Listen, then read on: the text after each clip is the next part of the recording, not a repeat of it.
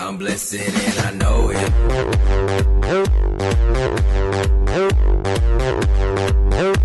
I'm blessed and I know it.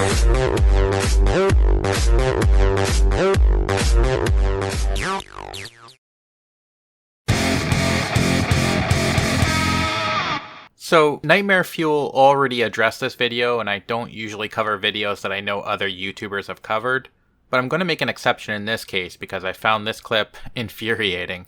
Reza Aslan completely misrepresents anti-theists, and I feel as though I have to say something because this sort of nonsense happens often. I'll leave the link to Nightmare Fuel's video in the description box in case you'd like to give it a watch after you're done with this one. Let's jump in. You've obviously spent some time with Bill Maher. I've never seen a dog with a bone as much as Bill Maher and anti-religion.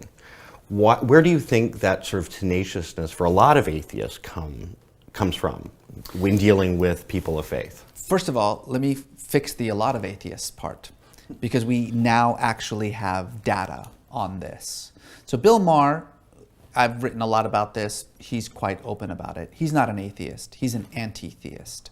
First off, I don't know whether Bill identifies as an anti-theist, but for the purposes of this video, let's assume he does. You can be an atheist and an anti-theist. He's both, Reza. He doesn't believe in God and opposes God belief, which makes him an atheist and an anti-theist. Now we're going to get into this data in a minute, but it's sad that CARM, an actual Christian apologetics website, understands anti-theism better than you do. Quote, "An anti-theist would be someone who not only believes that God does not exist, but also is against the idea of God's existence. He would oppose religion. Just as there are varieties of atheists, there are varieties of anti-theists. Some anti-theists oppose the idea of God, but don't do much about it. Then there are those who assert that any belief in God is harmful to society, and the proper thing to do is reduce harm by openly attacking and denouncing theistic beliefs with the aim of eradicating all religion. Of course, this makes no sense since they can't demonstrate that reducing harm is the right thing to do. They just assume it is proper and act accordingly.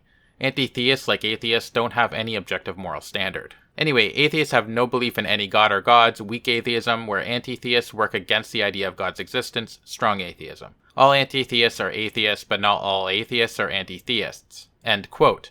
I mean, sure, their idea that reducing harm doesn't make any sense from a human perspective is just, well, outrageously stupid.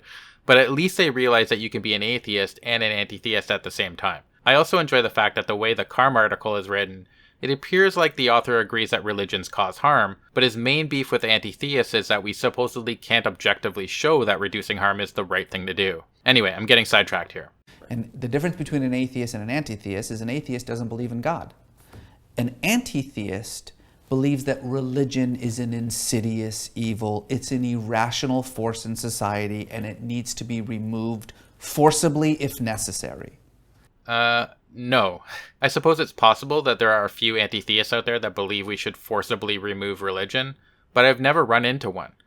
I'd also be opposed to anyone who thought this was a good idea. I am an anti-theist, and I don't want to force anyone to drop their faith. What I'd like to see is less religiosity, and I use words to argue my case, not violence. I believe that religions cause untold amounts of harm around the world, and I think that we'd be better off as a global community if we could base our political and social lives around things that are demonstrably true rather than superstitious thinking.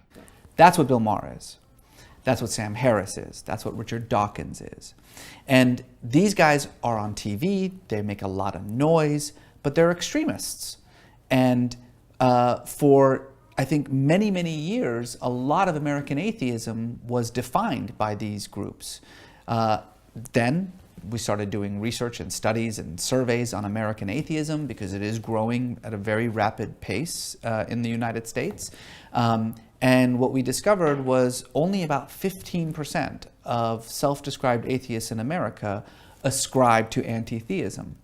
Okay, so we're going to ignore for a moment the whole Sam Harris and Dawkins are extremists thing for a second and jump into those statistics he's talking about. I tried to find the research and all I could find was something published on atheismresearch.com. In it you'll find the researchers saying that people likely traverse phases of atheism over the course of their lives, which they've categorized loosely under the categories intellectual atheist agnostic, activist, seeker agnostic, anti-theist, non-theist, and ritual atheist. They also admit there is other research out there that would likely use more sophisticated methods of obtaining data.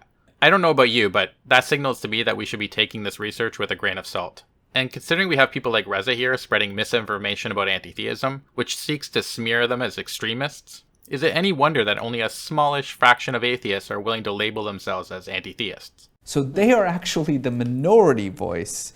And I can't tell you how many atheists I have met who say, I don't believe in God, but I'm not an asshole. You know, like I don't have to be a dick about it. You know, like I don't believe in God. End of story. You know, you believe in God, go for it. It's not the end of the story, though. Many of those people are trapped in religious households. Some are told they're servants of the devil. Most are living in countries where politicians literally say they talk to or are carrying out their God's will. Many are surrounded by people who think they should be beheaded or silenced if they say anything negative about religion or voice their disbelief. I'm going to provide you with one example here, both because I want to talk about this story anyway, but also because I think it illustrates my point perfectly. A young woman is among a number of Instagram users who have been arrested in Iran over their social media posts. According to reports, Maidia Hojbri has been arrested for posting video clips to the social media platform of her dancing.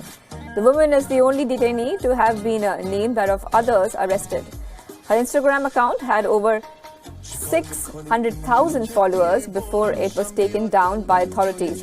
She posted video clips of herself dancing to Western pop and rap music without wearing a hijab, which is required by law to be worn by women in Iran. So, while women's groups like the Girls of Revolution group continue to fight against the religiously motivated oppression, guys like Reza sit there and have the gall to label Sam Harris and Dawkins as extremists for saying religion is wrong and not true. Hey, you live in Indonesia and believe in God? Well, go for it, even though some of you would like to kill me. Hey, you live in America and believe in God? Well, go for it, even though you're likely going to get a Supreme Court justice who thinks that a wall of separation between church and state is a bad thing, and who would like to see Roe versus Wade overturned. No big deal, right? These beliefs don't have real-world consequences that play out all around the world or anything. So I think that's the issue. And for Mar, as well as for these other anti-theists, because they believe that faith is the product of an irrational mind, their sort of making fun of it comes from that position, right? So it's the equivalent of making fun of a disabled person. No, I bloody hell work with physically and mentally challenged people and wouldn't dream of making fun of them. What a ridiculous thing to say. I think they're wrong, not mentally disabled. I think their conclusions are based on faulty evidence, childhood indoctrination, and bad reasoning. It's the equivalent of arguing with someone who believes in Bigfoot or the Loch Ness Monster, or with anyone else that you disagree with on practically any subject that matters. Now, because that's what they think. They think that if you believe in God, there's something wrong with your brain, okay? You're an idiot. And so I'm going to make fun of you as an idiot, as you being an idiot. And so that's why I say it's the equivalent of making fun of, for them, it's the equivalent of making fun of like a disabled person, I'm glad that you know what I believe, Reza. Thank heavens you have superb mind-reading skills. But in reality, I think there are a lot of religious people who are extremely intelligent.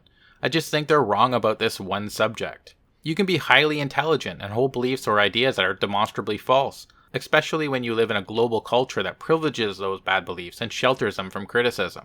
And making fun of bad ideas isn't the same as making fun of someone for physical or mental traits they have no control over. I think that's the issue. That's the issue for them in a lot of ways. So he and company, they're the extremists of that side. They're the jihadists of... They're the extremists who appear to be speaking for the majority, but who are not. Right. Yeah, because this guy... 25-year-old Rahala believes he was carrying out God's will when he and his friends planned an attack on American soldiers in Nangarhar province. He says he agreed to wear a suicide vest and kill as many foreigners as possible. It's a special feeling that comes to you when you are ready for a suicide attack, he tells me. No one can stop you. No one could stop me. Look at our situation. The foreigners kill our people, they insult our religion, burning the Holy Quran and making cartoons of our Prophet Muhammad. If we don't defend Islam, then we are not Muslim. Sounds exactly like this guy. Yeah, so the claim is that I generalize about Muslims, and this is incredibly ironic because half the time in that Bill Maher clip was spent where I was talking about statistics and poll results and percentages, and a certain percentage is jihadist, and then there's a wider circle of Islamists, and then there's a wider circle of conservatives. And so I never generalize about the Muslim world. And insofar as we have good data on the numbers of people who subscribe to various beliefs, then I'm always looking at those data. And so, and everything I say about the problem of Islam and Islamism takes as its area of concern, first and foremost, the people living in the Muslim world who are living under the shadow of, if not the boot of theocracy. So, women and gays and freethinkers and public intellectuals and atheists, people who email me saying they're afraid their mother and father will kill them if they knew they were an atheist, for instance. I mean, I can barely tell the difference between the two. That's all I have for today. Before I go, I just want to say a quick thank you to my wonderful patrons. I'm fairly certain this video will be demonetized, and you make it possible to continue to upgrade my software, buy new avatars and backgrounds, and do so much more. I honestly can't thank you enough. I also want to thank those who watch, share, and upvote these videos. Your contribution is invaluable. Take care, and cheers.